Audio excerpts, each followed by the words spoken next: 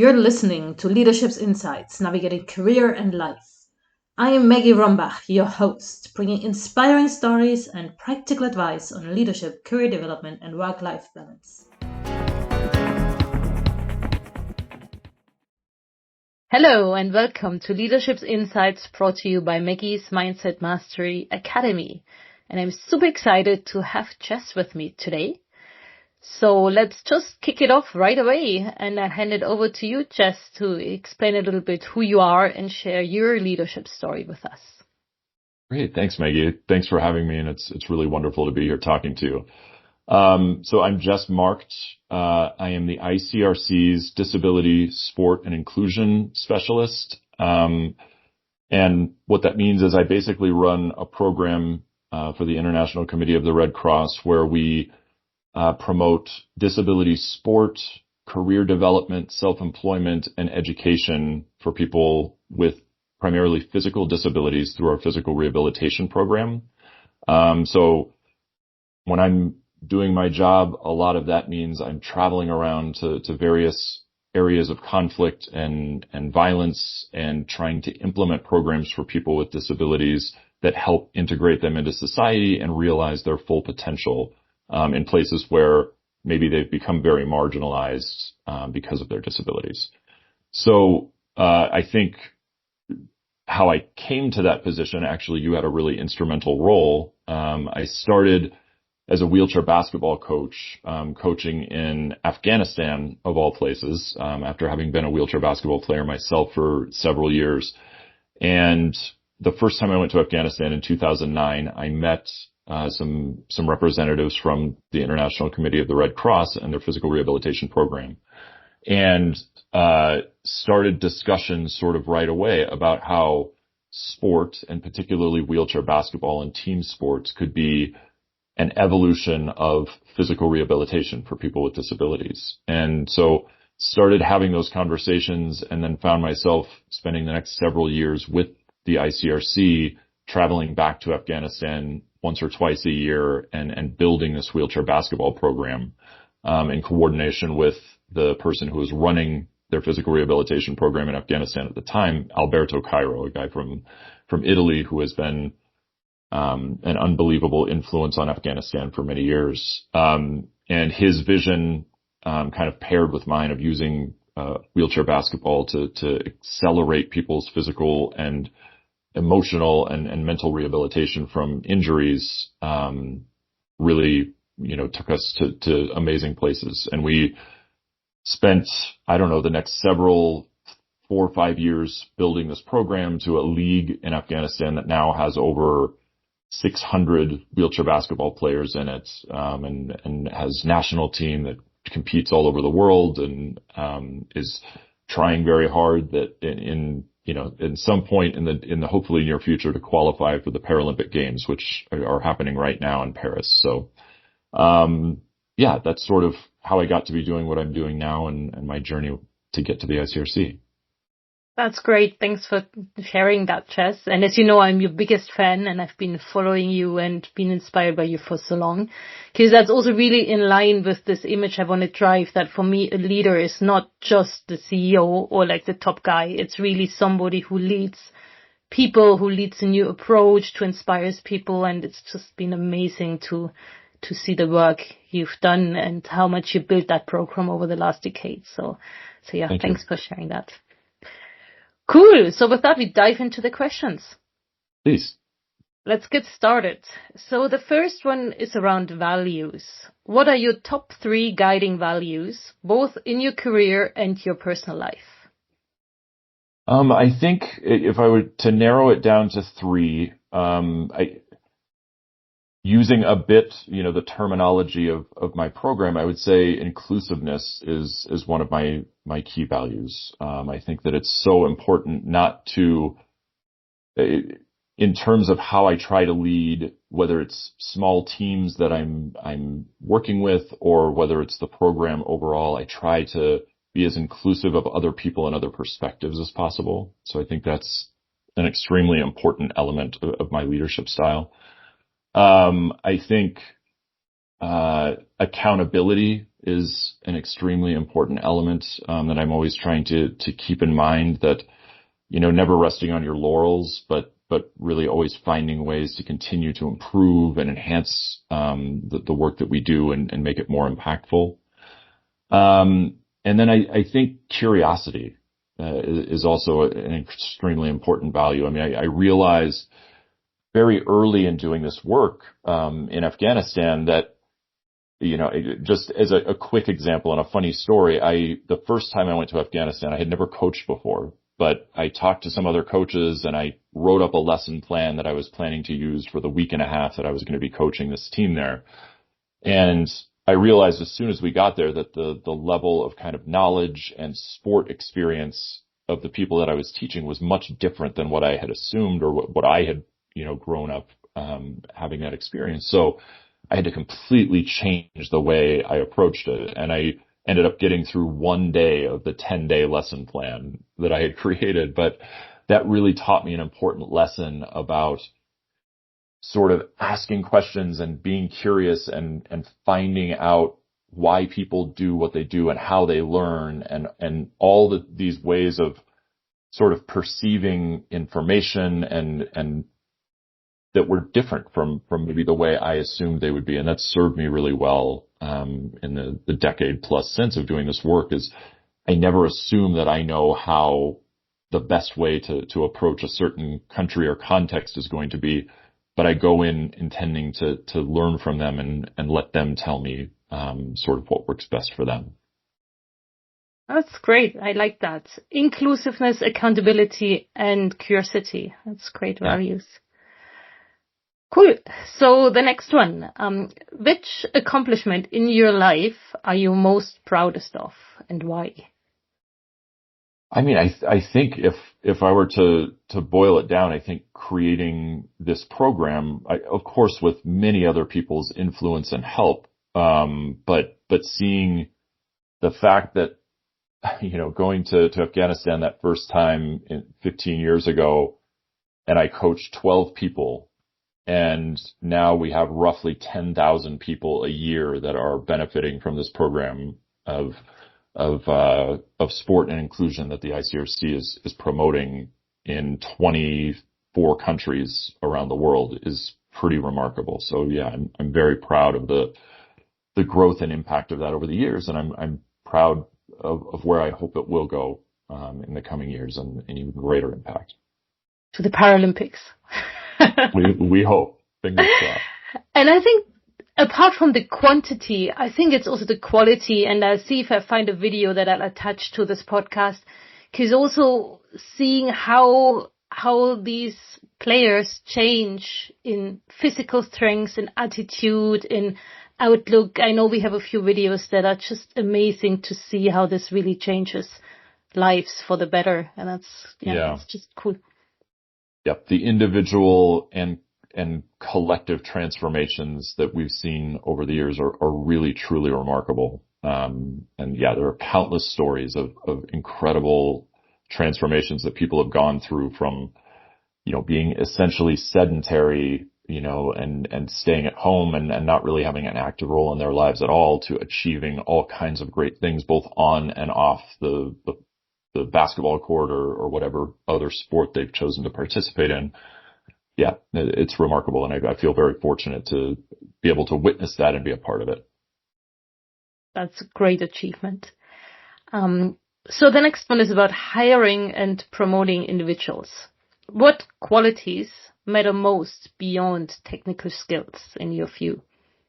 So going back to the value of curiosity that I mentioned before, I think being able to evolve and learn is I think one of the most important characteristics a person can have in achieving. And certainly all the people that I work with and people that I have hired or placed in teams or have been a part of my kind of global team have all shared that capability of being able to come in even with maybe relatively limited direct experience related to the work that we do, but are able to ingest information and use that to create a much broader skill set over time, that I think serves them and the program much better than somebody coming in with, a resume that maybe has all those things already on it, but is not as willing to shift and grow and learn and evolve. Yeah, I like that growth mindset. That's so important. Cool. So the next one is about a top tip for maintaining a work-life balance in today's crazy, busy world. Yeah, I was thinking back to before COVID when I was traveling about 6 months out of the year, just back and forth. And I'm based in the US. So most of the places where we work with the ICRC are halfway around the world from where I live. And the thing that, while I'm not sure I had great work-life balance at that point, the thing that I discovered that really helped me sort of keep my mind centered and stay focused despite traveling between crazy time zones and challenging places was forcing myself to take downtime when it was available. So like, for example, on flights, at the beginning of this work, I would spend most of my time on the flights doing work, catching up on emails or writing or doing whatever else I thought I could do that I had to do that I didn't have time to do when I was on the ground coaching in a country or running a program.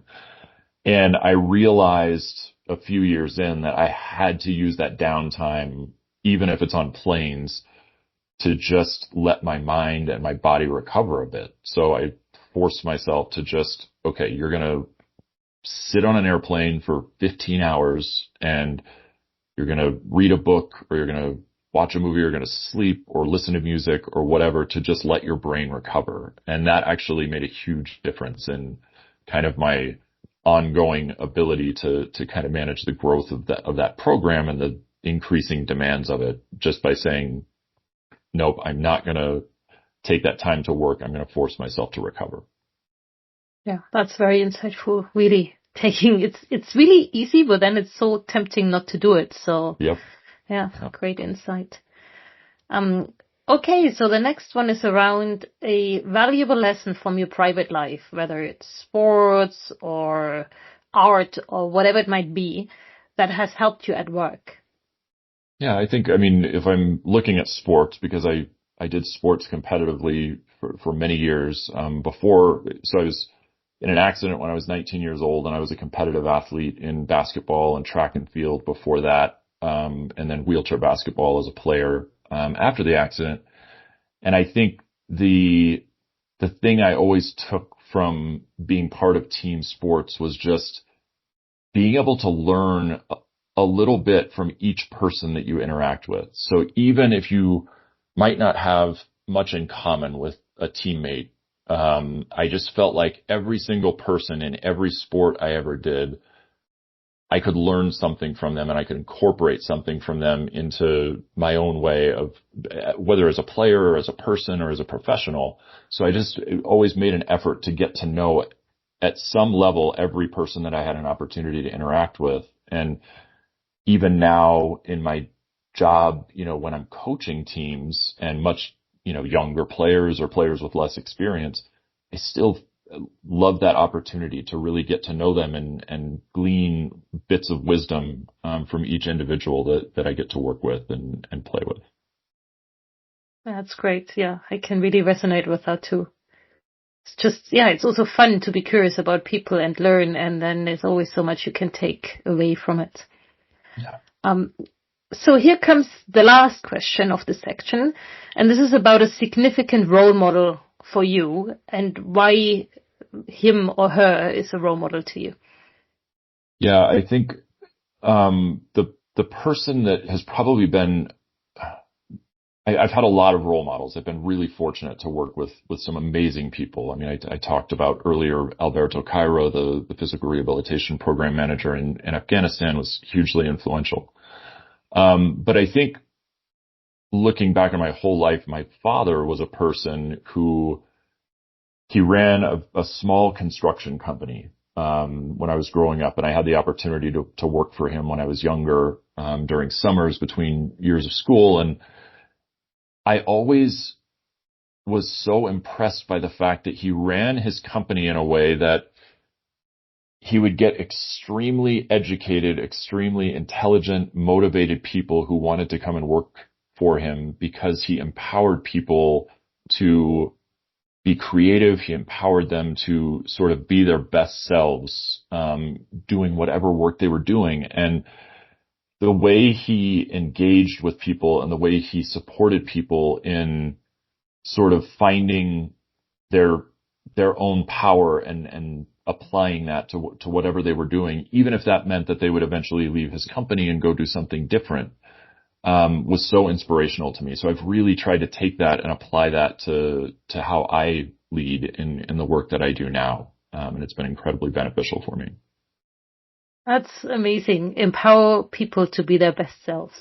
That's a great tagline or headline. Cool. So that's what's the big 6 questions. So now comes the even more fun part, which I call the quick fire burst. So the way this will go, I'll shoot questions at you and I challenge you to answer it with one word. Like some of them you might have to answer with 2 words. But the idea is really to keep that really dynamic and quick. Okay. Ready to go? I'll do my best. Yeah, let's try it. Here we go. Please describe your leadership style in 1 word.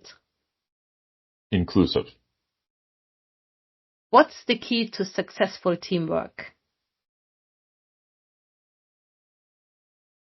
Openness. One must-read book. Plain Song by Kent Haruf. I'll look that up. What type of dream job would you like to do if it wasn't your current one? Gosh, I've thought about that so much, and I know this is more than 1 word, but I always wanted to be a rock and roll guitarist growing up. But now that I'm doing what I do, I can't imagine doing another job that I would love more than this. I love what I do, and I feel very lucky to do it. So I would say this. That's great. Well, you can still be like a rock and roll guitarist in your off time on the plane next time. Maybe someday. That's cool. What's your preferred superpower, if you could have one? Oh, probably flight. So I would have to spend less time in airports. Okay, that'd be cool. It'd be also fun to fly. Totally. And what are you most grateful for? Oh boy. I think I'm just trying to think of how I answer this with 1 word. I think life would be the 1 word I would use. I'm so lucky to have had the experience in my life that I've had. And you and I have talked about this,